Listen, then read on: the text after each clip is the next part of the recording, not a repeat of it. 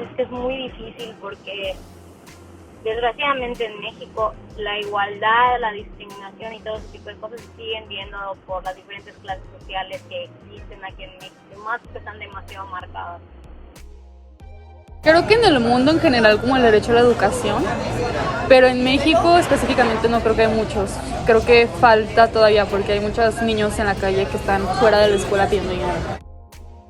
Siento que es un poco complejo comparar lo que pasa en México con otros países. Cada país tiene como su contexto, sus ideologías, sus problemáticas. Y definitivamente, por ejemplo, hay países que muestran mayor participación ciudadana que otras. El derecho a la vida, el derecho a una familia, el derecho a tener la oportunidad de comer y de educación.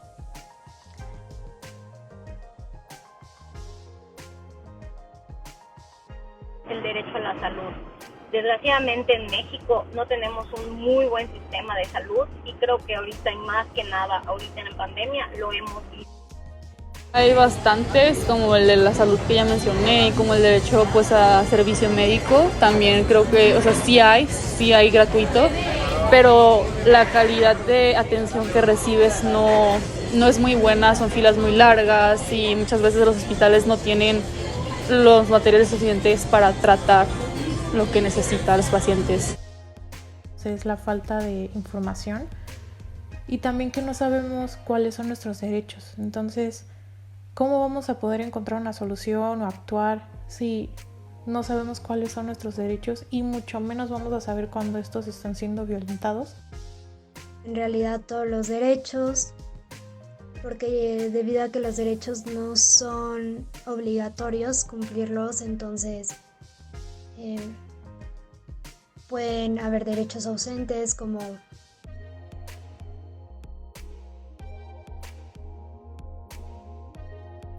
Los derechos humanos rigen mucho como absolutamente todo lo que viene siendo el ejercicio de la ciudadanía en muchísimos aspectos, pero te puedo decir que al menos la libertad de expresión es una de ellas, el derecho a elegir, por ejemplo, lo que viene siendo todo lo relacionado con el Estado y con la República Mexicana, eso también podría ser.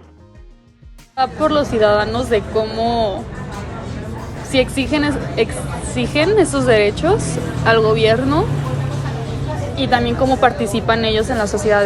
Tipo, si pagas impuestos, se supone que esos impuestos se debe reflejado en los derechos en los servicios médicos y educación.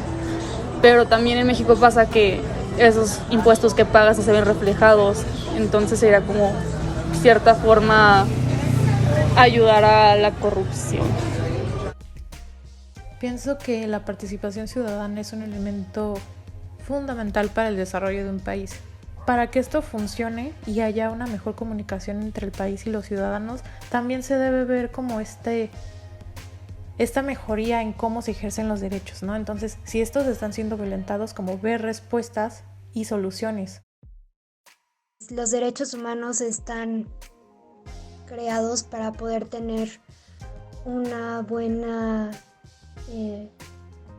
comunicación, una buena organización entre las sociedades.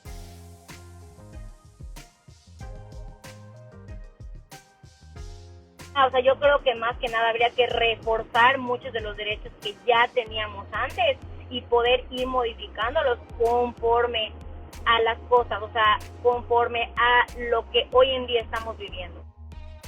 El derecho a la educación sexual. Creo que es muy importante porque creo que en México pasa mucho que se embarazan muy joven porque pues no saben cómo cuidarse o simplemente no están educados o se transmiten enfermedades sexuales, y creo que es muy importante que el gobierno haga instituciones y programas para educar a la gente.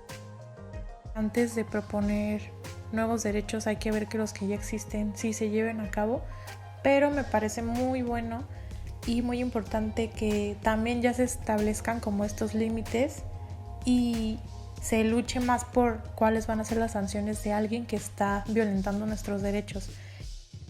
Los derechos humanos deberían ser obligatorios en todos los países, porque si no se empieza por eso, entonces ¿cómo pretenden hacer que se cumplan en todos los países, siendo que estos son vitales para cada ser humano, o deberían de serlo.